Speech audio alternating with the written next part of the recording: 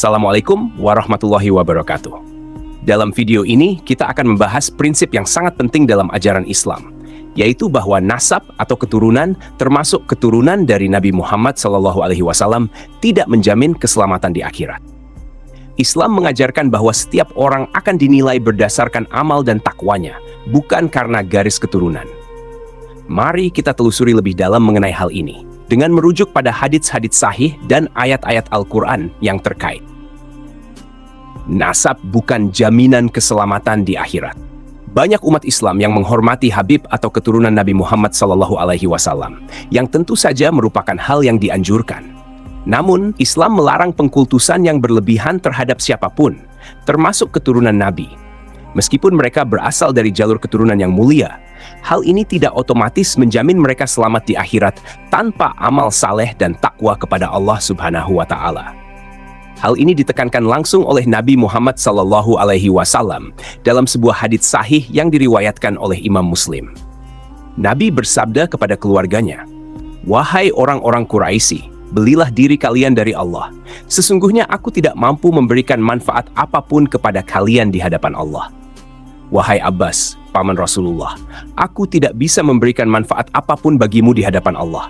Wahai Syafiyah, bibi Rasulullah, aku tidak bisa memberikan manfaat apapun bagimu di hadapan Allah. Wahai Fatimah binti Muhammad, mintalah apa yang kau inginkan dari hartaku, karena aku tidak bisa memberikan manfaat apapun bagimu di hadapan Allah." Muslim 206. Hadits ini mengandung pelajaran yang sangat penting, bahwa bahkan keluarga terdekat Nabi Muhammad SAW sekalipun tidak memiliki keistimewaan di akhirat, kecuali mereka beramal saleh dan bertakwa. Ini juga berlaku untuk setiap keturunan Nabi hingga hari ini. Pentingnya amal saleh dan takwa. Dalam Islam, kemuliaan seseorang tidak diukur berdasarkan garis keturunan, melainkan melalui ketakwaan dan amal salehnya. Allah Subhanahu wa Ta'ala tegas menyatakan dalam surah Al-Hujurat ayat 13, "Wahai manusia, sesungguhnya kami telah menciptakan kamu dari seorang laki-laki dan seorang perempuan, dan menjadikan kamu berbangsa-bangsa dan bersuku-suku supaya kamu saling mengenal. Sesungguhnya orang yang paling mulia di antara kamu di sisi Allah ialah orang yang paling bertakwa di antara kamu.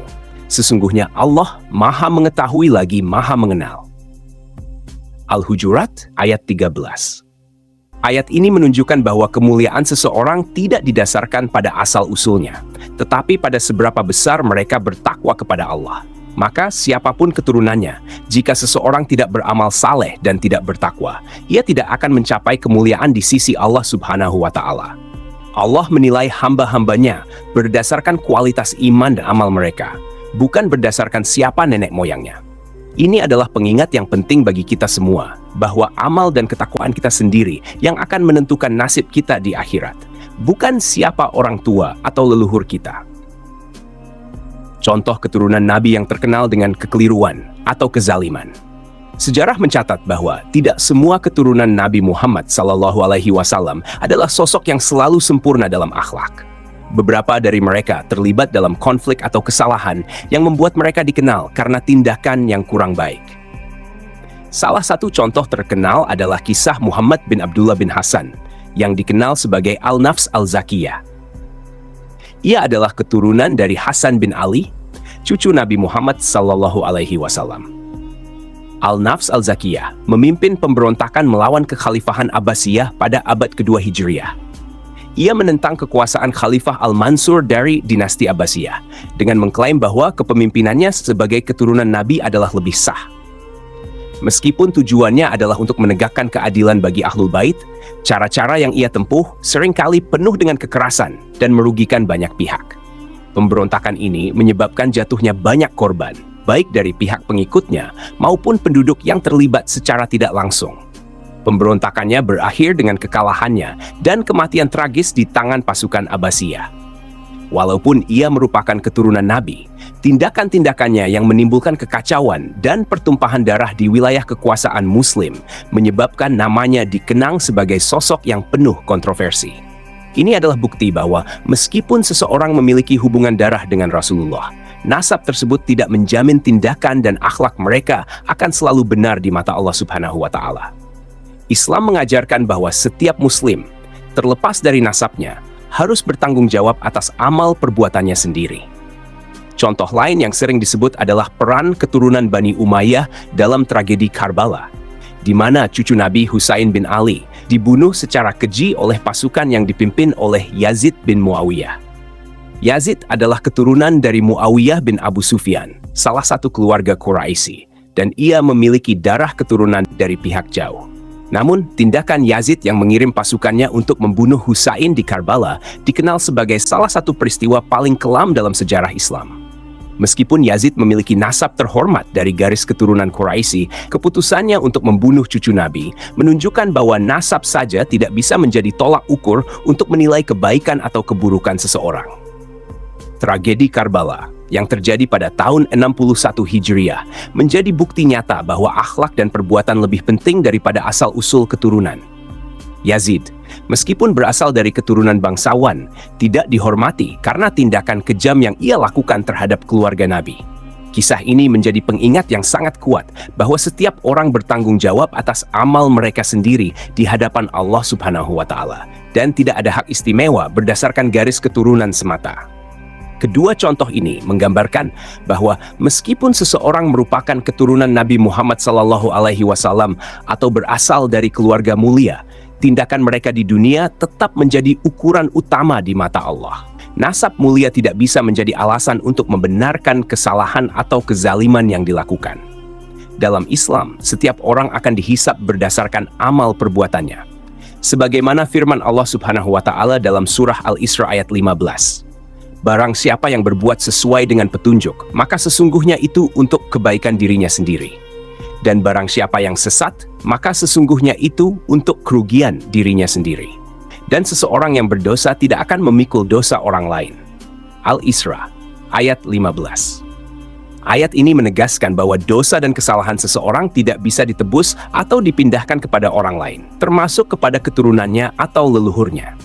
Meskipun memiliki hubungan darah dengan Nabi, seorang Muslim tetap bertanggung jawab atas perbuatan baik maupun buruknya di dunia ini. Ini adalah bukti bahwa nasab tidak menjadi jaminan mutlak bagi keselamatan atau kebaikan seseorang. Setiap orang akan dimintai pertanggungjawaban atas amal mereka sendiri. Larangan mengkultuskan seseorang berdasarkan nasab. Islam dengan tegas melarang pengkultusan terhadap seseorang, termasuk berdasarkan nasab atau garis keturunan. Meskipun keturunan Nabi Muhammad SAW pantas dihormati, penghormatan tersebut harus dilakukan dalam batas yang wajar, tanpa berlebihan. Allah Subhanahu wa Ta'ala berfirman dalam surah An-Najm ayat 39, dan bahwa manusia hanya memperoleh apa yang telah diusahakannya. Ayat 39. Ayat ini dengan jelas menunjukkan bahwa setiap orang akan dihisab berdasarkan amal dan usahanya sendiri. Tidak ada yang bisa memikul dosa orang lain, dan setiap orang bertanggung jawab atas amalnya. Oleh karena itu, tidak ada tempat dalam Islam untuk mengkultuskan seseorang hanya karena garis keturunan mereka. Penghormatan kepada Habib atau keturunan Nabi tentu dianjurkan, tetapi bukan berarti mereka bebas dari kesalahan atau kritik jika melakukan hal yang bertentangan dengan ajaran Islam. Setiap Muslim, tanpa memandang nasab, harus mengikuti ajaran Islam yang benar dan mengamalkan akhlak yang baik. Sebagai penutup, kita dapat belajar dari penjelasan ini, bahwa meskipun keturunan Nabi Muhammad SAW memiliki keistimewaan dari segi nasab, itu tidak menjamin keselamatan mereka di akhirat. Allah Subhanahu wa Ta'ala menilai setiap manusia berdasarkan amal dan ketakwaannya, bukan dari siapa nenek moyangnya. Oleh karena itu, kita semua, tanpa memandang asal-usul, harus fokus pada peningkatan amal dan ketakwaan kita. Dalam Islam, yang paling utama adalah takwa, seperti yang disebutkan dalam banyak ayat Al-Quran dan hadits.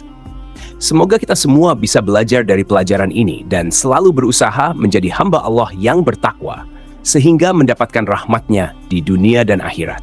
Jangan lupa untuk like, share, dan subscribe ke Menuju Cahaya TV, agar kita bisa terus memperdalam pengetahuan agama bersama.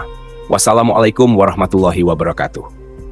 Sumber kisah: kitab sejarah Islam seperti Tarikh Al-Khulafa, hadis sahih dari Imam Muslim nomor 206, Tafsir Al-Quran, dan Tafsir Ibn Katsir.